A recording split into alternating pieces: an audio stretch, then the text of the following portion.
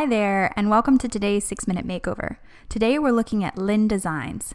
This is a shop that sells leather journals. Our seller came to me because she wants to know how to raise her conversion rate.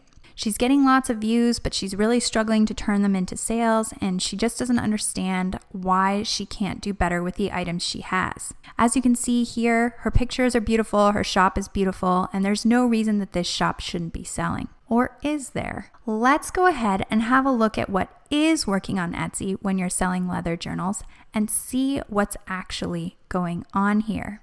So I did a quick Etsy search for leather journal. If you're selling something and you're having trouble figuring out why it's not selling, I'd suggest you do the same thing. Use one of your Etsy keywords or a description of the main thing you sell in your shop and just do a simple search here. All I did then was look through and look for people who are making lots of sales. So as you can see, there's lots of reviews here, which implies lots of sales. Same here and same here. So let's take a look at what these sellers are doing and figure out why selling leather journals is working for them, but not for our seller.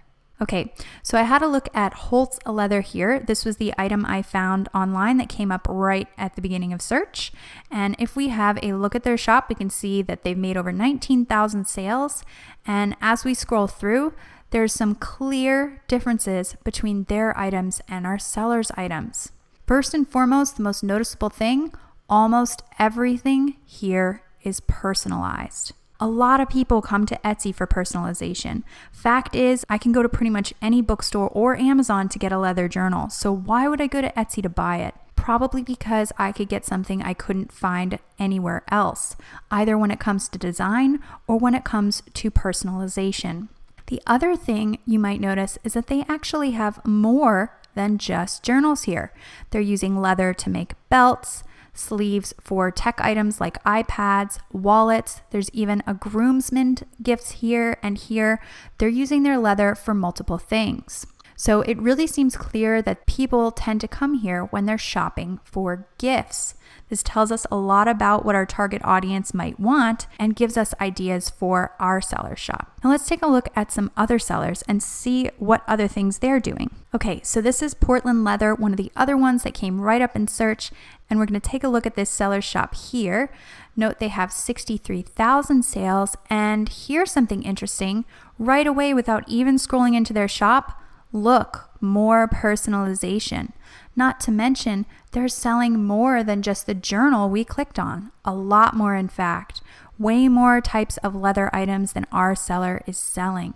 This is telling me clearly if we've got two big sellers and they're literally doing something almost identical, they're personalizing across the board. When people are shopping for leather, they're shopping for gifts. That personalization must be super important. It must be something buyers really want. Not to mention, it seems like selling leather journals alone, when you look at the big sellers, isn't something they're doing. They're supplementing with other products. Now let's take a look at our third seller here. This seller also came up right up in search, and if we have a look at their shop, we'll notice they have over 71,000 sales. Once again, I barely even have to scroll to see the same pattern.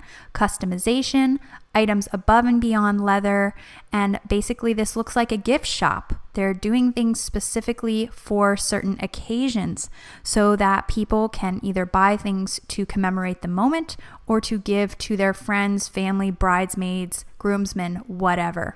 So now that we've looked at some of the biggest leather journal sellers on Etsy, we clearly know what our seller needs to do. It seems obvious that personalization is a huge factor when it comes to buying items like this. Being able to customize something or add some form of customization might significantly increase her conversions, and it might mean that those views will turn into sales faster and easier. We also notice that just selling leather journals is definitely not the only thing people are selling. So supplementing with more items that can be customized, whether leather related or gift related, is a direction this seller will have to decide if she wants to go in. But it seems clear that very few people are making a living with just leather journals, so it might be wise to supplement. If you're in the same boat and you're struggling with conversions, Feel free to try this exercise yourself. Have a look at what other people in your niche are doing. And if you're seeing clear patterns like I am, that's a clear indication of what buyers want. And if you want to take advantage of more revenue, you'll probably want to try to implement them in your own shop. Thanks so much for watching today's 6-Minute Makeover.